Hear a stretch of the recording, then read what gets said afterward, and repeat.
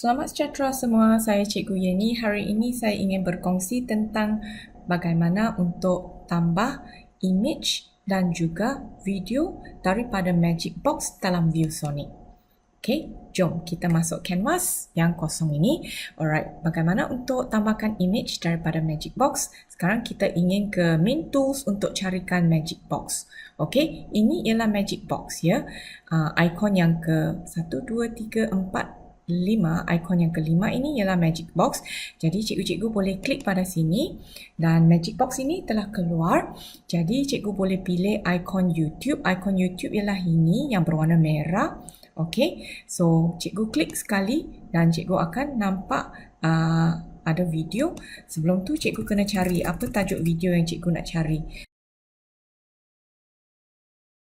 Okey, so cikgu tekan pada keyboard enter. Kemudian cikgu perlu tunggu sebentar bergantung kepada kelajuan internet. Okey, sekiranya cikgu inginkan video yang kedua ini, cikgu boleh klik dan tarik. Okey, so video tersebut akan keluar. Okey, cara membuat video AI menggunakan Veo 3. Alright. Okey, sekiranya cikgu tak nak video ni, cikgu boleh tutup video ni. Okey, cikgu nampak pangkah kan di bawah video ni, cikgu boleh klik saja pada ikon pangkah ni. So video akan hilang, cikgu boleh keluarkan video yang lain. Okey, mungkin cikgu nak video yang lain. Okey, yang ini. Okey, so cikgu klik je video yang lebih pendek ya. So cikgu klik, kemudian cikgu tarik. Okey, so keluarlah video tersebut. Okey, kemudian lagi satu, sekiranya cikgu nak cari video, cikgu nak buat macam quizzes di mana pelajar tengok video, lepas tu pelajar akan jawab.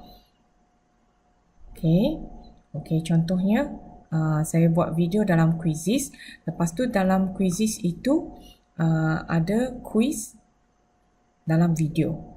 Okey, so cikgu boleh masukkan quizzes ke dalam canvas ViewSonic.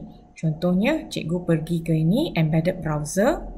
Okey, cikgu klik pada embedded browser, tapi sebelum tu cikgu kena siapkan quiz tersebut dalam quizzes ya. So cikgu nak masukkan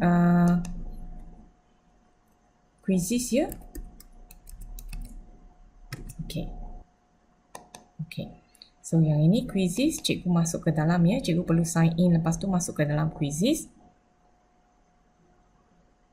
Okey, dalam quizzes ini saya ada video. Kemudian video itu saya berikan quiz dalam quizzes ini.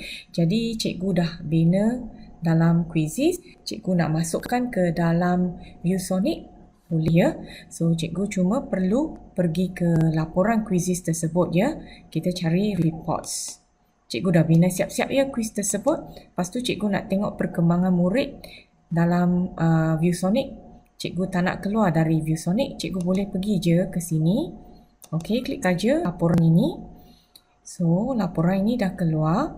Okey, yang ini QR code dia. Saya dah keluarkan QR code dia. So, pelajar perlu scan dan kemudian jawab terus. Okey, atau cikgu nak keluarkan link pun boleh. Lepas tu yang ini ialah report ya.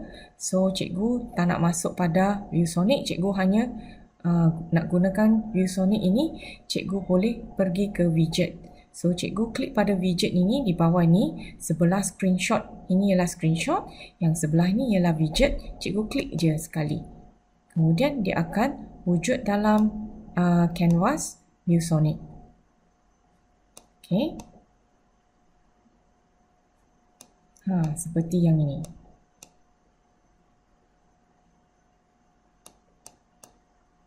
Okey, so dia pun keluar sebagai widget di sini.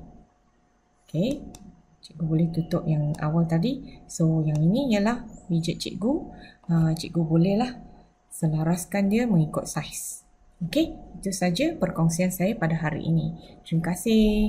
Kalau cikgu yang selalu guna video dalam kelas, bolehlah guna cara ini dalam ViewSonic. Terima kasih.